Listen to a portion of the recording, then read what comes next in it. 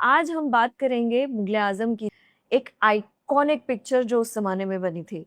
के आसिफ साहब को हाँ 15 साल लग गए इस पिक्चर को बनाते बनाते। हम्म। क्या आपको लगता है कि आज के जमाने में ऐसे डायरेक्टर्स हैं जो इतना टाइम पेशेंस रख सकते हैं पिक्चर बनाने के लिए?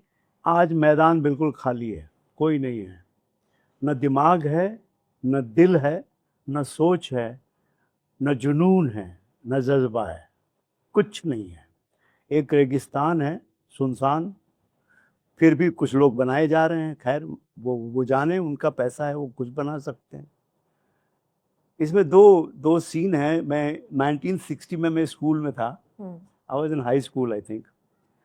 एट मुगल आजम रिलीज हुई, जी, मैं कानपुर में था। 1960 में। तो मेरे स्कूल के सामने ये हॉल था जहाँ पर रिलीज होने वाली थी। बड़े पोस्टर लगे थे, बड़े बड़े मुगले बैनर। आजम के। पृथ्वीराज कपूर, दिलीप कुमार, तब मधुबाला। तो ब्लैक एंड व्हाइट में ही थी ये ब्लैक एंड पिक्चर। व्हाइट ही हाँ थी। जी। और मैं गया एक दिन, तो देखा करीब 2 किलोमीटर लंबी लाइन लगी है टिकट के लिए, और लोग 3 दिन से बैठे हैं।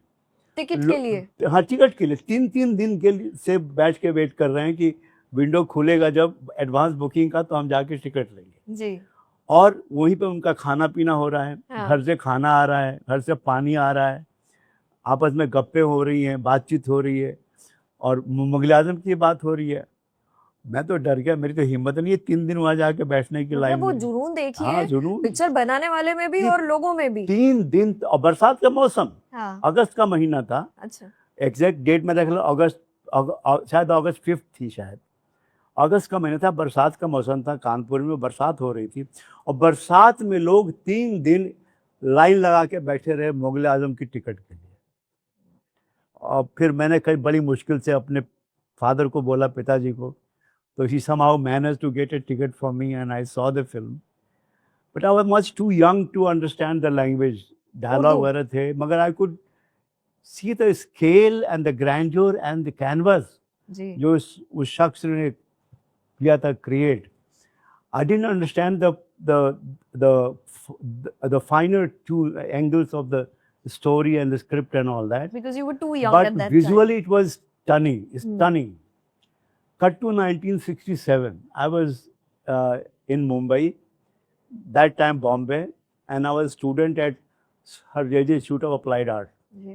who train visualizers and art directors for advertising. So I was being trained. It was my 3rd year, I think.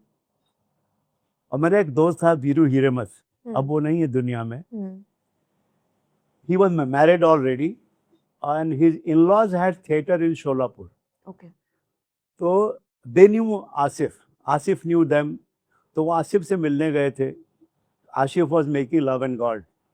Asif love and God बना रहा था, और ये फिल्म आगे रिलीज होके बहुत बड़ी हिट हो चुकी थी, मुगल आजम।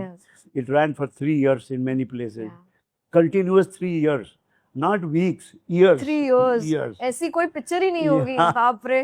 तो उसके बाद he started love and God. He tried couple of other movies but didn't work out.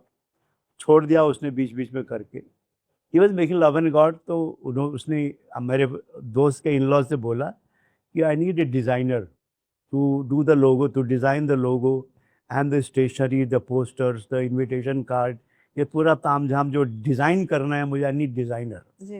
बोले हाँ, हमारा जो दामाद है वो पढ़ता है जेजे में, उसको बुला लेते हैं, ही इज़ यंग। बोला हाँ बुलाओ। तो मेरे दोस्त को मैसेज आया, वीरू को, कि वो आसिफ के पास जाना है, आसिफ ऑफिस में। बोला यार मैं अकेले नहीं जा सकता, बड़ा डर लग रहा है। चलो। हाँ, ये फिल्मों वाली बात है, तू चल मेरे साथ। क्योंकि थोड़ा फिल्मी कीड़ा था हम मेरे अंदर भी, फिल्में देखना, फिल्मों के बारे में बातचीत करना, डिस्कस करना वगैरह। तो हम दोनों गए आसिफ के ऑफिस में। एंड ऑफिस से पहले उसने हमको फुटेज दिखाया जो शूट किया था। तब हीरो थे गुरुदत्त, हीरोइन तो निम्मी ही थी, हीरो गुरुदत्त थे। तो वो जो फुटेज रेगिस्तान में शूट किया था, यहाँ पे, अब यहीं पे इंडिया में ये, and what a footage. Same cameraman who shot Mughal Azam, Mathur साहब का ही फुटेज था। Mind blowing footage, amazing. तो पहले तो उसने दिखाया हमको 10-15 मिनट, हमने देखा, मैंने कहा वी वर लाइक ओवरवेल्म्ड। फिर बोलता है अच्छा है, कि हमको जो डिज़ाइन चाहिए वो जो फ्रंट बेंचर्स हैं उनको भी पसंद आए, बालकनी वालों को भी पसंद आए, मतलब वो दोनों के लिए की पसंद का होना जी, जी। चाहिए, आप लोग लाओ करके। तो हम लोग बना के ले गए, ही लाइक द डिज़ाइंस, लोगो वगैरह एवरीथिंग। हमने कहा कि ऑफिस साहब एक ये रिक्वेस्ट है कि उन दिनों छपाई अच्छी नहीं थी इंडिया में। 1967 the technology for printing was really antiquated, बहुत पुरानी टेक्नोलॉजी थी। जी। तो हमने कहा हमने इतनी मेहनत की है, रंगीन डिज़ाइनें हैं, मल्टी कलर डिज़ाइनें हैं, आप इसको हांगकांग में छपवाइए, वहाँ प्रिंटिंग अच्छी होती है, और आप बोलेंगे तो मैं और वीरू कोई चला जाएगा सुपरवाइज करने के लिए। उस दिन मुझे मालूम पड़ा कि ये शख्स जो है यही 15 लाख का शीशे का सेट बनवा सकता है सिर्फ एक गाने के लिए। मतलब मशीन कितने में आएगी? क्योंकि भेजने में हवाई जहाज का खर्चा होगा, होटल का कोई 1-2 दिन का खर्चा होगा, हाँ। मशीन कितने में आएगी? हाँ। छपाई की। हाँ। तो मैंने कहा अंदाजा नहीं, मगर कुछ 15-20 लाख की मशीन होगी उस जमाने में। हाँ। 1967 की बात कर रहा हूँ मैं। मशीन मंगा लेते हैं ना, अपने यहाँ रहेगी। मैंने कहा आशीर्वाद आपका धंधा नहीं है printing, you are a film maker, जी, जी। Not a printer. जी। नहीं यार, पैसे की मारो गोली, हम मशीन मंगा लेते हैं, हम यहीं छपाएंगे जो हमें छपाना है।